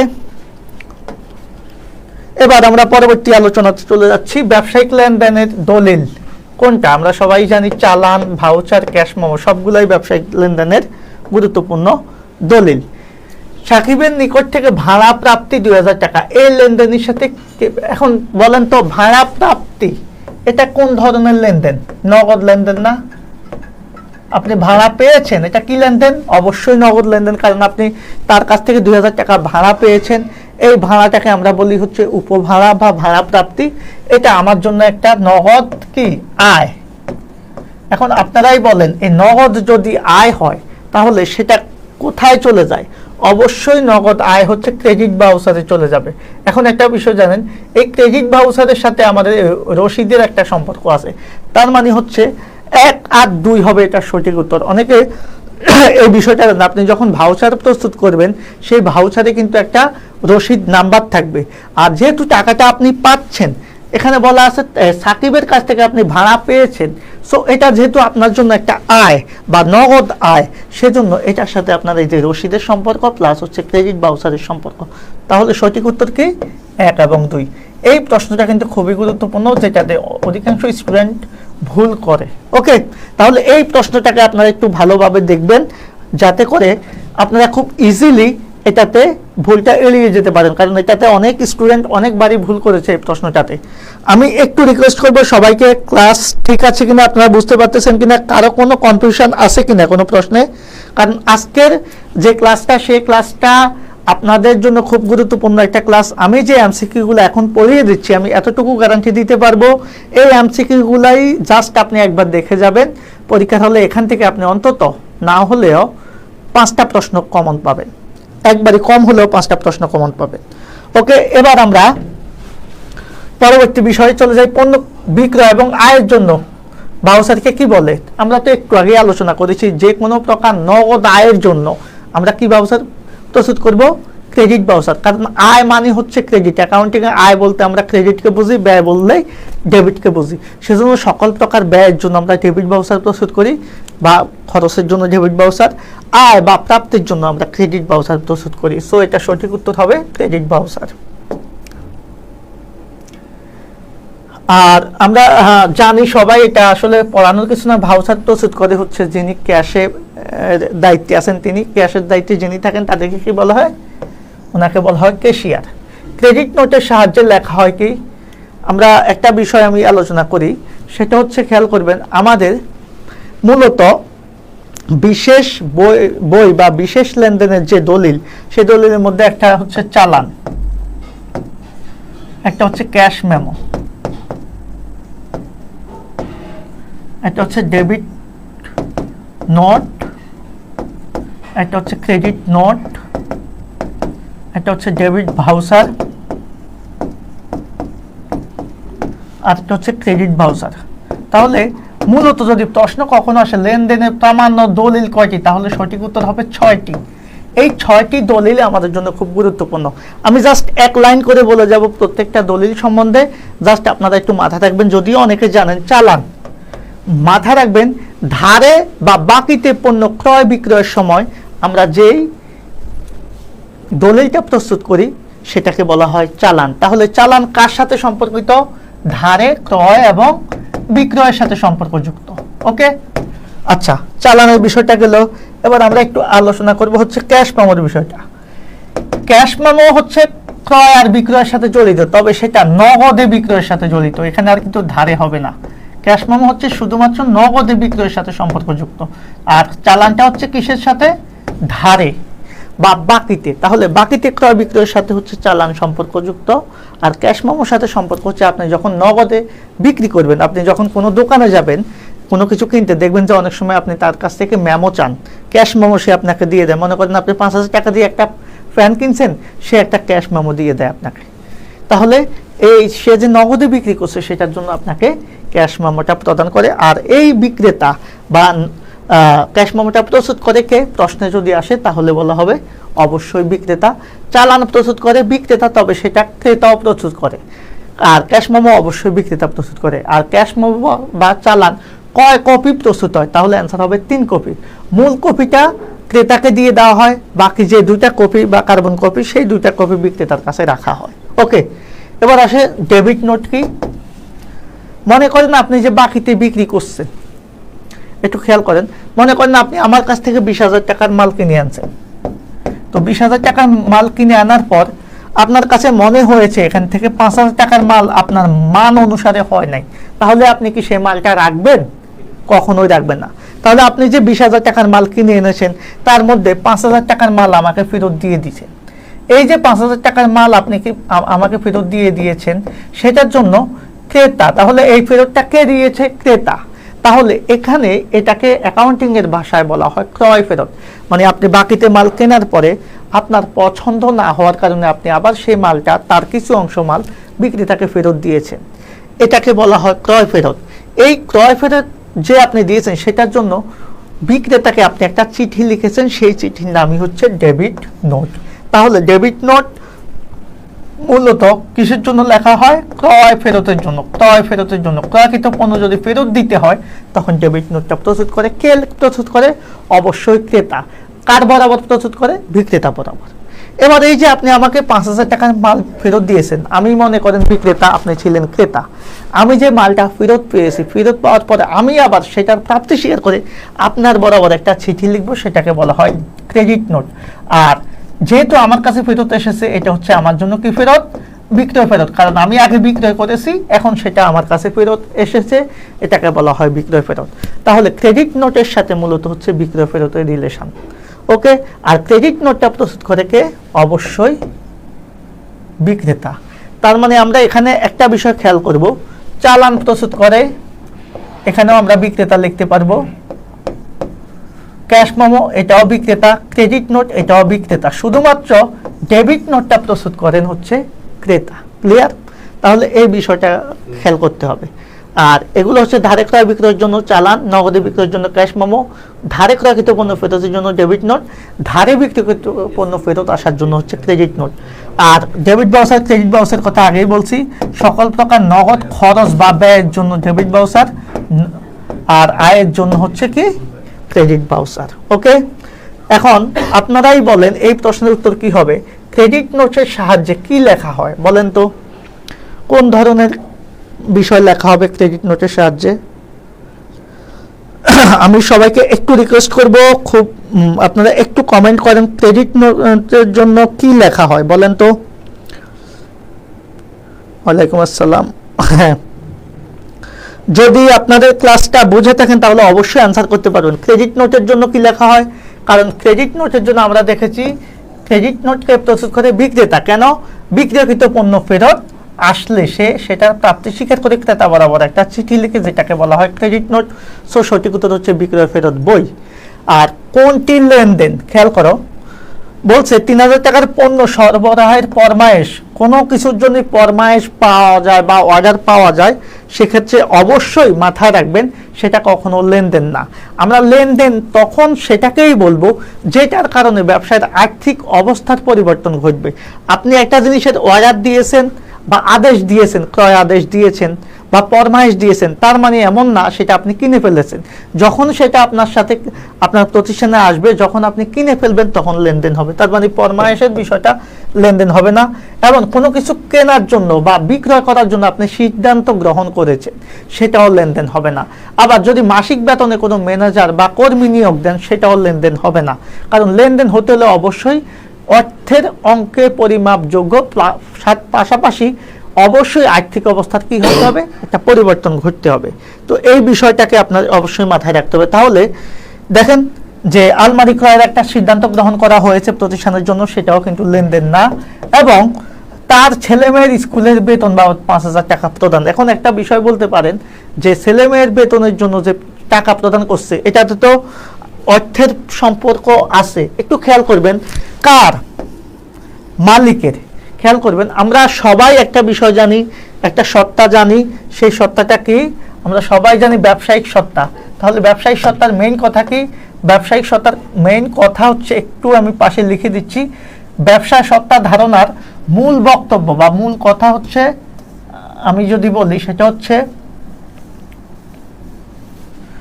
খেয়াল করবেন, ব্যবসায়িক সত্তার মূল বক্তব্য হচ্ছে এই যে ব্যবসায়, হ্যাঁ, ব্যবসায়ের প্রধানকে মালিক আর ব্যবসা, এটাকে আমি জাস্ট দুই পাশে লিখি। ব্যবসার মেইন, ব্যবসায় যে সত্তা, সেই ব্যবসা সত্তা ধারণার একটা মূল বক্তব্য হচ্ছে ব্যবসা অলওয়েজ তার নিজের গতিতে চলবে। ওকে, ব্যবসা কার গতিতে চলবে? নিজের গতিতে। ব্যবসা নিজেই একটা কৃত্রিম ব্যক্তির মতো কাজ করবে, যেখানে মালিককে টোটাল আলাদা করে রাখা হয়। অর্থাৎ মালিক ব্যবসায়ের পরিচালনা করবে বা ব্যবসায়ের টোটাল তত্ত্বাবধান করলেও ব্যবসা মালিককে আলাদাভাবে রাখে। এটা হচ্ছে কোন ধারণা? ব্যবসা সত্তার ধারণা। তার মানে তাদের মেইন কথা কি? ব্যবসায় এই যে মালিক পরিচালনা করবে, মালিক ব্যবসায় যেই টাকাটা দেয় সেটাকে ব্যবসায় মূলধন নামে ব্যবসায়ের একটা দায় হিসাবে লিপিবদ্ধ করে রাখে। কারণ টাকাটা ব্যবসার নিজের না, কার? মালিকের টাকা ব্যবসায় দিয়েছেন, সেজন্য মূলধনটাকে ব্যবসা মনে করে একটা দায়। এজন্য আপনারা অনেক সময় দেখবেন মূলধন এক ধরনের অন্তদায়। কথা কি বুঝছেন? কারণ এটা প্রতিষ্ঠানের ভিতরের দায়। আবার মালিক যদি ব্যবসা থেকে তার প্রয়োজনে কোনো সুবিধা নেয় বা কোনো কিছু উঠায় নেয়, সেটাকে উত্তোলন নামে ডেবিট করে রাখে। কে? ব্যবসায়। আর মালিকের বিনিয়োগটাকে সে কি করে? মূলধন হিসাবে ট্রিট করে। তার মানে ব্যবসায় সত্তার মেইন কথা হচ্ছে কি? ব্যবসা টোটাল তার নিজের গতিতে চলবে। এখানে মালিকের ব্যক্তিগত কোনো হিসাব আসবে না। মালিক যদি আর্থিকভাবে ব্যবসায় কোনো কিছু দেয়, সেটা ব্যবসায়ের দায় হিসাবে সেটাকে মূলধন নামে ক্রেডিট করে রাখে। আবার মালিক যদি ব্যবসা থেকে কোনো সুবিধা নেয়, সেটা ব্যবসা উত্তোলন নামে কি করে? তার মূলধনকে কমিয়ে ডেবিট করে রাখে। এটা হচ্ছে মেইন কথা। তো মালিকের ছেলে মেয়ের স্কুলের বেতন প্রদান করছে মালিক নিজে। বলেন তো, মালিকের নিজের পকেটের টাকা দিয়ে নিজের বউয়ের জন্য গহনা কিনে দিল, না ছেলের জন্য গাড়ি কিনে দিল, না ছেলে মেয়ের স্কুলের বেতন দিল, এটাতে কি ব্যবসায়ের কোনো আর্থিক অবস্থার পরিবর্তন ঘটবে? কখনোই ঘটবে না। এটাকে আমরা কখনো কি বলতে পারবো না? লেনদেন বলতে পারবো না। তার মানে এখানে শুধুমাত্র ম্যানেজারকে যে বেতনটা দিয়েছে সেটাই লেনদেন, আর কোনোটাই লেনদেন না। ক্লিয়ার কিনা বলেন তো? ক্লিয়ার কিনা? এবার আসেন আমরা পরবর্তী বিষয়টাতে চলে যাচ্ছি। চেক মারফত বিক্রয় করা হলো 500 টাকার মাল। এটা কি? চেক মারফত যদি বিক্রয় করা হয়, একটা বিষয় দেখবেন, চেকের মাধ্যমে বিক্রয় হোক আর নগদে বিক্রয় হোক, বিক্রয় করলে কি হয়? বাহিরের একটা পক্ষ জড়িত থাকে। তার মানে এটা কি আন্তঃলেনদেন হবে? কখনোই আন্তঃলেনদেন হবে না। আর এই চেক মারফত বিক্রয় হোক আর নগদ বিক্রয় হোক, এটা তো সরাসরি চোখে দেখা যাবে। তার মানে এটা কি ধরনের লেনদেন? অবশ্যই দৃশ্যমান লেনদেন। কারণ অদৃশ্যমান লেনদেন একটু আগে আলোচনা করার সময় আমি বলছি জাস্ট অল্প কয়েকটা লেনদেন আছে যেগুলো অদৃশ্যমান লেনদেন। এই লেনদেনগুলো ছাড়া বাকি কোনো লেনদেনই অদৃশ্যমান না, বাকি সকল লেনদেনই দৃশ্যমান। সো পণ্য বিক্রয় করা হয়েছে, এটা দৃশ্যমান লেনদেন। আর এটা তো অবশ্যই বাইরের সাথে, বাইরের আরেকটা পক্ষের সাথে রিলেটেড, সেজন্য এটা কি হবে? অবশ্যই দৃশ্যমান লেনদেন প্লাস বহি লেনদেন। তাহলে চেক মারফত পণ্য বিক্রয় এটা আন্তঃ লেনদেন হবে না। সঠিক উত্তর কি হবে? 2 আর 3। এবার আসেন ধারে পণ্য ক্রয় 10,000 টাকা। হিসাব সমীকরণে, এখানে বানানটা একটু ভুল আছে, হিসাব সমীকরণে কি ধরনের প্রভাব ফেলবে? আমরা জানি ধারে পণ্য ক্রয়ের জাবেদা আপনারা করেন ক্রয় হিসাব ডেবিট, খেয়াল করবেন ক্রয় হিসাব ডেবিট, আর পাওনাদার বা প্রদেয় হিসাব ক্রেডিট। তাহলে পাওনাদারই লিখলাম, আপনারা এটাকে বেশি ভালো জানেন বা চেনেন, আধুনিক অ্যাকাউন্টিংয়ে এটাকে প্রদেয় হিসাব লেখে। সো একই জিনিস, পাওনাদার আর প্রদেয় হিসাব একই জিনিস। এখন দেখেন ধারে পণ্য ক্রয় করলে আপনার জাবেদা যদি দেন তাহলে ক্রয় হিসাব ডেবিট আর পাওনাদার ক্রেডিট। আর হিসাব সমীকরণে যদি আপনি 3টা উপাদানের কথা চিন্তা করেন, আমরা জানি এ সমান এল প্লাস ওই। একটু খেয়াল করবেন এই যে 3টা উপাদান, এই 3টা উপাদানের মধ্যে মাথায় রাখবেন সম্পদের জন্য আপনি প্রভাব পড়বে, যত সম্পদ আছে সকল সম্পদের জন্য আপনি কাকে দায়ী করবেন? একে। যত ধরনের দায় আছে সকল দায় যাবে কার উপর? এল এর উপর। বাকি যেটা থাকবে সবগুলা চলে যাবে কার উপর? ওইর উপর। তাহলে পাওনাদার কি? পাওনাদার মানে হচ্ছে আমরা যেহেতু ধারে পণ্যটা কিনেছি, তারা আমার কাছ থেকে, যার কাছ থেকে কিনেছি বা যে প্রতিষ্ঠানের কাছ থেকে কিনেছি, সে আমার কাছে টাকা পাবে, তার মানে সে একটা দায়। তার মানে এই যে এল এর মধ্যে প্রভাব। আর ক্রয়টা কি? ক্রয়টা তো কোনো সম্পদ না, তার মানে দায়ও না, তার মানে এল এর মধ্যে যাচ্ছে না, এর মধ্যেও যাচ্ছে না, তার মানে ক্রয়টা চলে যাবে কিসের মধ্যে? ওইর মধ্যে। এখন কি হবে প্রভাবটা দেখেন তো, আপনি যখন পণ্যটা কিনবেন তখন আপনার ব্যয়টা বাড়বে। আর আমরা একটা বিষয় সবাই জানি, ব্যয়ের সাথে ওইর বা মালিকানা সত্ত্বের নেগেটিভ সম্পর্ক। কারণ এই বিষয়টা যদি আমরা একটু দেখাই, ওই সমান সি প্লাস আর মাইনাস ই মাইনাস ডি। একটু যদি চিন্তা করি, ওই মানে হচ্ছে মালিকানা সত্ত্ব বা ওনার সিকিউরিটি, সি মানে হচ্ছে ক্যাপিটাল বা মূলধন, আর মানে হচ্ছে রেভিনিউ বা আয়, ই মানে হচ্ছে এক্সপেন্স ব্যয়, ডি মানে হচ্ছে ড্রয়িংস মানে উত্তোলন। এখন দেখেন এই যে মালিকানা সত্ত্ব অর্থাৎ মালিকের অধিকার বা মালিকের যে পাওনা, সেটাকে আমরা বলি হচ্ছে মালিকানা সত্ত্ব। ব্যবসায়ের যে মূলধনটা হলে মালিকের অধিকারটা বাড়ে, সেজন্য এই মূলধনের সাথে মালিকানা সত্ত্বের পজিটিভ সম্পর্ক। আর ব্যবসার যদি কোনো আয় হয় তাও মালিকের অধিকারটা বাড়ে, কারণ লাভটা বাড়বে তার, সে টাকাটা নিয়ে যাবে, সেজন্য এটাও মালিকানা সত্ত্ব। আবার ব্যবসায় যদি কোনো কারণে ব্যয় হয় বা উত্তোলন হয়, এটা ব্যবসায়ের কি হয়? মালিকানা সত্ত্বকে কমায়, কারণ ব্যয় হলে ব্যবসায়ের আয়টা কম হবে, আয়টা কম হলে মালিকের অধিকারটাও কমে যাবে। সেজন্য এই ব্যয় এবং উত্তোলনের সাথে মালিকানা সত্ত্বের মাইনাস সম্পর্ক মানে নেগেটিভ সম্পর্ক, আর আয় এবং মূলধনের সাথে পজিটিভ সম্পর্ক। সেজন্য এই যে ক্রয়টা ব্যয় হওয়ার কারণে মালিকানা সত্ত্ব কি হয়ে যাবে? কমে যাবে। তাহলে মালিকানা সত্ত্ব কমবে, আর আপনি যে বাকিতে কিনছেন তার জন্য আপনার দায়টা বাড়বে। তাহলে সঠিক উত্তর কি হবে? এল বৃদ্ধি পাবে 10,000 টাকা। ওকে, এ বৃদ্ধি পাবে, এর সাথে এখানে কোনো সম্পর্ক নাই, কারণ এখানে এল এবং ওইর সাথে সম্পর্ক। ওই হ্রাস পাবে 10,000 টাকা। এই যে ওই হ্রাস পাচ্ছে, ওই মাইনাস হচ্ছে আর এল প্লাস হচ্ছে। তাহলে সঠিক উত্তর কি হবে? 1 এবং 3। ক্লিয়ার কিনা আপনারা? এই প্রশ্নটা ক্লিয়ার কিনা?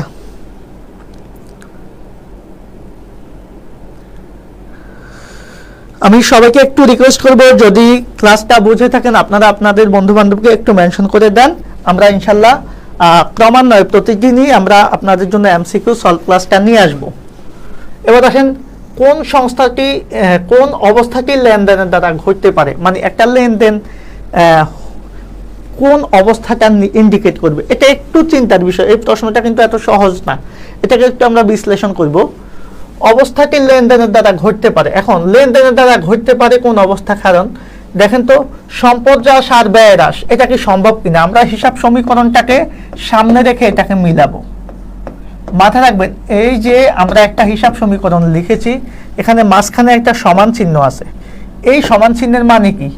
মানে হচ্ছে এই পাশে যা হবে এই দুই পাশ মিলিয়ে তা হবে, মানে এই পাশে সাপোজ হচ্ছে যদি 10 টাকা হয়, এই দুই পাশ মিলিয়েও এখানে কি হবে 10 টাকা হবে।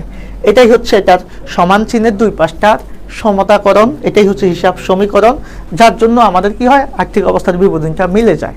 এখন আসেন সম্পদ হ্রাস, মনে করেন সম্পদ কমলো, ব্যয় হ্রাস। ব্যয় হ্রাস হলে কি হয়, ব্যয় বাড়লে কিন্তু মালিকানা সত্ত্বটা, ব্যয় বাড়লে মালিকানা সত্ত্বটা কি হয়, মালিকানা সত্ত্বটা কমবে, কারণ ওই যে নেগেটিভ সম্পর্ক। কিন্তু ব্যয় যদি হ্রাস হয় মানে কমে, তাহলে এটা কিন্তু উল্টা হয়, মালিকানা সত্ত্বটা বাড়ে। এখন আপনি বলেন তো সম্পদ কমতেছে কিন্তু মালিকানা সত্ত্ব বাড়তেছে, এটা কি সম্ভব? কারণ তাহলে এই পাশ আর এই পাশ কি মিলবে? মিলবে না, তার মানে এই লেনদেনটা আমাদের হবে না। আপনারা কি বুঝতেছেন? এটা কিন্তু খুবই জটিল আলোচনা, আপনারা যদি না বুঝেন তাহলে অ্যান্সার করতে পারবেন না। সম্পদ হ্রাস, আপনি সম্পদ কমালেন, সমান চিহ্নে যদি এই পাশ কমান তাহলে অবশ্যই ওই পাশটাকে আপনাকে কমাতে হবে, কারণ আপনার দুই পাশ সমান রাখতে হবে। এখন দেখেন আপনি এই পাশ কমাইছেন, তার মানে আপনি হয় এই পাশটাকে বাড়াবেন না হয় ওই পাশ কমাবেন। কিন্তু আপনি যেহেতু এখানে এই বিষয়টা নাই, এখানে কি আছে শুধু এই পাশটা কম আছে, এই পাশটা কম আছে, একটু খেয়াল করবেন। তাহলে আপনার এই পাশটা কম আছে, এই পাশটা বেশি আছে, এটা হবে না। পরেরটা দেখেন আয় বৃদ্ধি দায় বৃদ্ধি, মানে এই যে দায় মানে এল, পরেরটাতে আপনার দায় বাড়ছে, আয় বাড়লে মালিকানা সত্ত্ব বাড়ে। ভাইয়া একই পাশে কি দুইবার বাড়বে? যে এই পাশে একবার বাড়তেছে আবার বাড়তেছে, হবে? হবে না, কারণ এক পাশ যদি একবার বাড়ে সেই একই পাশে ঘটনা ঘটলে সেটাকে অবশ্যই কমাতে হবে, তার মানে এটাও হবে না। এবার আসেন এর পরেরটা, সম্পদ বৃদ্ধি আয় হ্রাস। আপনার সম্পদ মানে এই পাশটা বাড়াইছেন, ওকে, এই পাশটা বাড়ালে কি হবে, এই পাশটাও তো বাড়তে হবে, কিন্তু এখানে এই পাশ কমাচ্ছেন, কারণ আয় হ্রাস পেলে আয়ের সাথে তো পজিটিভ সম্পর্ক, এটাও হ্রাস পাবে। তাহলে আপনি এই পাশ বাড়িয়েছেন, এই পাশ বাড়ান নাই, এই পাশ কমিয়েছেন, তাহলে এটা হবে না। আর একটা থাকলো সেটা তো হবেই, বুঝে গেছেন। ব্যয় বৃদ্ধি দায় বৃদ্ধি, দেখেন ব্যয় বাড়লে কি হয়, একটু আগে দেখেছি, ব্যয় বাড়লে আমাদের এই মালিকানা সত্ত্বটা কমে, আর দায় বাড়লে এলটা বাড়ে। তার মানে একই পাশে যখন হয়েছে একটা বেড়েছে আর একটা কমেছে, তার মানে সঠিক উত্তর হচ্ছে এটা, ওই যে পণ্য ক্রয়ের। ক্লিয়ার কিনা? আমি একটু রিকোয়েস্ট করবো আপনারা বলেন তো এই লেনদেনটা আপনারা ক্লিয়ার কিনা, এই লেনদেনটা ক্লিয়ার কিনা। এটা ক্লিয়ার হলে আপনারা সামনেরটা আমরা করতে পারবো। ওকে, এটা একটু জটিল প্রশ্ন ছিল, অনেকে যাদের হিসাব সমীকরণের আইডিয়াটা ক্লিয়ার নাই তারা হয়তোবা এটাতে একটু প্রবলেম হবে। তবে আমি জাস্ট একটা টেকনিক বলবো, এটা আপনারা মাথায় রাখলে আপনারা সমীকরণটা মিলাতে পারবেন। এখন হিসাব সমীকরণ মিলানোর জন্য আরেকটা বিষয় জরুরি, সেটা হচ্ছে আপনাদের হিসাবগুলাকে চিনতে হবে। তো সেম জিনিস আপনারা জাস্ট একটা জিনিস মাথায় থাকবেন, এই যে মনে করেন সম্পদ দায় মালিকানা সত্ত্ব, আপনার যদি কখনো মাথায় রাখবেন এই পাশে বাড়ান, মনে করেন আপনি সম্পদ বাড়িয়েছেন, তাহলে আপনি কি করতে পারবেন, অবশ্যই এই পাশ কমাতে পারবেন। তাহলে ব্যালেন্স কি হয়ে যাবে, একবার বাড়ছে একবার কমছে, জিরো। আচ্ছা, এই পাশ যদি আপনি না কমান তাহলে অবশ্যই সমান চিহ্নের এই পাশে আপনাকে কমাতে হবে, বাড়াতে হবে, কারণ এই পাশে প্লাস হলে এই পাশেও প্লাস হবে। অর্থাৎ বিপরীত পাশে ঘটলে সেম ঘটনা, অর্থাৎ সমান চিহ্নের যদি দুই পাশে ঘটনা ঘটে সেম, কিন্তু এক পাশে ঘটলে একটা বাড়লে আরেকটা কমবে, অথবা একটা কমলে আরেকটা বাড়বে। যেমন সাপোজ এই পাশে একবার বাড়লে আপনার এই পাশে কমাতে হবে, অথবা কোনো একটা ঘটনা আপনি এখানে একবার বাড়িয়েছেন একবার কমাতে হবে, অথবা এখানে আপনি বাড়িয়েছেন এই পাশে কমাতে হবে, অথবা এই পাশে বাড়িয়েছেন এই পাশে কমাতে হবে, অথবা এই পাশে বাড়িয়েছেন এখানে কমাতে হবে। এই ঘটনাগুলো আপনাকে ঘটাতে হবে। আমি বিষয়টা বুঝাতে পেরেছি কিনা? ওকে,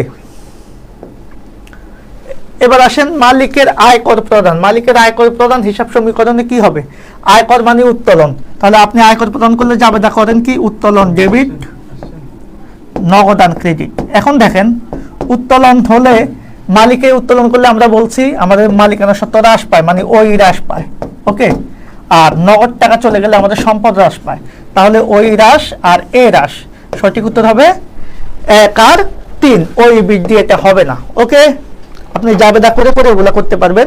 আমরা আর দুইটা প্রশ্ন সমাধান করব। বার্তা প্রদান করা হলো হিসাব সমীকরণে কি হয়, একটা খেয়াল করবেন, বার্তা প্রদত্ত হলো, এখন এটার জন্য অনেকে জাবেদাই জানেন না, প্রদত্ত বার্তার জন্য জাবেদা হবে, বার্তা যদি আপনি দেন তাহলে প্রদত্ত বারটা ডেবিট, প্রদত্ত বারটা কি হবে ডেবিট, আর দেনাদার ক্রেডিট বা প্রাপ্য হিসাব ক্রেডিট, কারণ বারটাটা আমরা কাটে দিই আমাদের দেনাদারকে। ওকে, তো আমি যে বিষয়টা আপনাদের সাথে শেয়ার করব, বারটা প্রদান করলে মানে হচ্ছে ধরেন আপনি আমার কাছে 10,000 টাকা পাবেন, হ্যাঁ, বা আমি আপনার কাছে 10,000 টাকা পাবো। আচ্ছা, আপনাকে দিয়ে আমি বলি আপনি আমার কাছে 10,000 টাকা পাবেন। এখন এই 10,000 টাকার জন্য কি হচ্ছে, এই 10,000 টাকা যখন আমি আদায় করতে যাব তখন আপনার কাছ থেকে মনে করেন আমি 1,000 কম নিলাম, এটাকে বলা হয় বারটা। তার মানে এই যে আমি আপনাকে বারটাটা দিলাম, এটার জন্য কি আমি আপনাকে নগদ টাকা দিলাম না, আমি জাস্ট যা পেয়েছি তার চেয়ে কম নিয়েছি। অর্থাৎ আমার দেনাদার ছিল 10,000, এখন দেনাদার কমে যাবে 1,000, সেজন্য দেনাদার কমে গেলে ক্রেডিট, সেজন্য দেনাদার নামক সম্পদ কমে যাবে। অন্যদিকে এই যে বারটা আমি আপনাকে দিলাম, আমার ব্যয় বেড়েছে, আর ব্যয় বাড়লে আমরা জানি মালিকানা সত্ত্ব কমে। ওকে, তার মানে আমাদের বারটা প্রদান করা হলে প্রদত্ত বারটা ডেবিট, দেনাদার ক্রেডিট। সঠিক উত্তর কি হয়, ওই হ্রাস পায় এবং এও হ্রাস পায়, তাহলে সঠিক উত্তর হচ্ছে এটা। আর 40 নম্বর যে প্রশ্নটা, কুঋণ ধার্য হলে এটা কি ধরনের লেনদেন, আমরা সবাই জানি কুঋণ ধার্য হলো কি লেনদেন, এটা একটা কুঋণ বা দেনাদার যদি হয় এটা অবশ্যই আমাদের কি লেনদেন বলেন তো, এটা একটা বাহ্যিক লেনদেন হবে, কারণ এটা যে শুধুমাত্র অভ্যন্তরীণ বিষয় সেটা না, কারণ কুঋণ বা দেনাদার কোন পক্ষ, বাইরের পক্ষ, তার মানে এটা কি বাহ্যিক লেনদেন। এবং কুঋণ ধার্য হলে এটা একটা অনগদ লেনদেন, কারণ আপনি দেনাদার কাছ থেকে যে টাকাটা পাইতেন সেই টাকা থেকে কিছু টাকা আপনি মাইনাস করতেছেন, কিন্তু নগদ টাকা আপনার যাচ্ছে না, এর জন্য এটাকে কি বলবো, অনগদ লেনদেন। কিন্তু এই লেনদেনটা দৃশ্যমান, এটা অদৃশ্যমান না। সো সঠিক উত্তর হবে এখানে কি 2 এবং 3। আপনারা প্রশ্নটা বুঝতে পারতেছেন কিনা আমি একটু রিকোয়েস্ট করব, কারো যদি এই প্রশ্নগুলো একটু জটিল, অনেকের যদি প্রবলেম থেকে থাকে, হ্যাঁ, আপনারা যদি মনে করেন যে কোনো জায়গায় বোঝেন নাই, সেক্ষেত্রে অবশ্যই আপনারা কমেন্ট করতে পারেন, আমি অ্যান্সার দেওয়ার চেষ্টা করব। আর যদি মোটামুটি ক্লাসটা আপনারা আরেকবার দেখেন তাহলে আশা করি ক্লিয়ার হয়ে যাবেন। দেখেন এরপরের যে প্রশ্নটা আছে সেটা হচ্ছে আসবাবপত্রের উপর অবচয় ধার্য হলো 5,000 টাকা। আসবাবপত্রের অবচয় দাদা কারবারে কি হয়, আমরা সবাই জানি আধুনিক পদ্ধতিতে অবচয় যাবেদা কি হয়, অবচয় লিখে সম্পদটাকে আমরা কি করি, অবচয় ডেবিট, মানে সংশ্লিষ্ট সম্পদটা লিখি, মানে অবচয় আসবাবপত্র ডেবিট। এরপরে হচ্ছে পুঞ্জীভূত অবচয়, পুঞ্জীভূত অবচয় বা অবচয় সঞ্চিতি বা জমাকৃত অবচয়টা হ্যাঁ ক্রেডিট। এখন দেখেন অবচয় একটা ব্যয়, অবচয় একটা ব্যয়, ব্যয় যদি বাড়ে, আমি বারবারই বললাম যতই ব্যয় বাড়বে তোমার মালিকের অধিকারটা বা মালিকানা সত্ত্বটা কমবে, সেজন্য মালিকানা সত্ত্ব কমবে। আর অন্যদিকে পঞ্জীভূত অবচয়টা কি হিসাব, একটা বিপরীত সম্পদ হিসাব। কি সম্পদ, বিপরীত সম্পদ, মানে এটা সম্পদকে কমায়। এই যে আপনার আসবাবপত্রের অবচয় হয়েছে, অবচয় হওয়ার কারণে আপনার যে আসবাবপত্র আছে সেই আসবাবপত্রের দামটা এখন আগের মতো থাকবে না। মনে করেন আপনার আসবাবপত্রের দাম 10,000, 1,000 টাকা অবচয় হয়ে গেছে, তাহলে আসবাবপত্রের দাম হচ্ছে 9,000 হয়ে যায়। তার মানে পঞ্জীভূত অবচয়ের কারণে আমাদের সম্পদ কমে। তাহলে সঠিক উত্তর কি হবে, আমাদের অবচয় হলে অবশ্যই সম্পদ হ্রাস পাবে আর কি হবে, ব্যয় বাড়বে। তাহলে সঠিক উত্তর কি হবে, 1 এবং 3। সঠিক উত্তর এই যে কোথায় আছে 1 এবং 3, খতে আছে 1 এবং 3। কারবারে মোট সম্পদ থেকে তৃতীয় পক্ষের দাবি বাদ দিলে যেটা থাকে সেটাকে আমরা কি বলি, অবশ্যই বলি মালিকানা সত্ত্ব। কারণ আমরা সবাই জানি যে সম্পদ থেকে দায় বাদ দিলে আমরা কি পাই, মালিকানা সত্ত্ব পাই। আর কারবারের সম্পদ থেকে এই যে দায় মানে হচ্ছে তৃতীয় পক্ষের দাবি, তৃতীয় পক্ষের দাবিকেই আমরা হিসাব বিজ্ঞানের ভাষায় কি বলি, দায় বলে থাকি। সো হ্যাঁ, সো এটাকে আমরা বলবো হচ্ছে মালিকানা সত্ত্ব বা ওই। তাহলে আজকে আমরা যে 50টা প্রশ্ন এই অধ্যায় থেকে সমাধান করলাম, এই 50টা প্রশ্ন যদি আপনারা মোটামুটি করেন, এই অধ্যায় থেকে আর কোনো প্রশ্ন সমাধান করার লাগবে না, এতটুকু আমি মোটামুটি নিশ্চিত করে বলতে পারি। কারণ এই টাইপের ম্যাথগুলাই আমাদের এই অধ্যায় থেকে আসে। শুরুর দিকে আমরা একেবারে ইজি জিনিসগুলো নিয়ে আলোচনা করেছি, বেসিক। এরপরে আমরা ম্যাথমেটিক্যাল যে প্রবলেমগুলো আছে সেগুলো নিয়ে একটু কথা বলেছি।